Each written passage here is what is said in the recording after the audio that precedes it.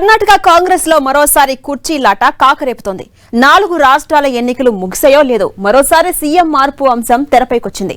ఈ సమయంలోనే సీఎం సిద్ధరామయ్యకు అర్జెంటుగా ఢిల్లీకి రావాలంటూ హైకమాండ్ నుంచి పిలుపొచ్చింది. దీంతో మరోసారి సీఎం మార్పు అంశం హాట్ టాపిక్ గా మారింది.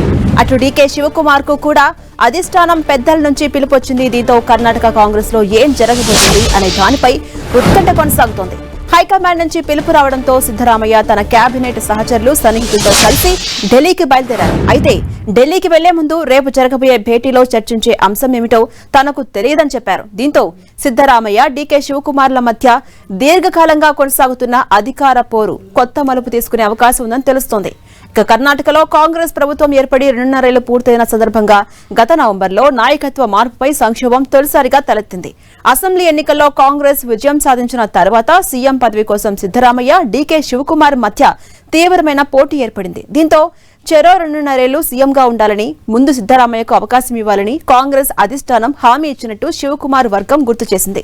ఆ తర్వాత కాంగ్రెస్ ఇరు వర్గాలతో వరుసగా సమావేశాలు, ఐక్యతను ప్రదర్శించేందుకు డీకే శివకుమార్, సిద్ధరామయ్యల మధ్య జరిగిన బ్రేక్ఫాస్ట్ భేటీల ద్వారా ఈ సంక్షోభాన్ని తాత్కాలికంగా వాయిదా వేయగలిగింది.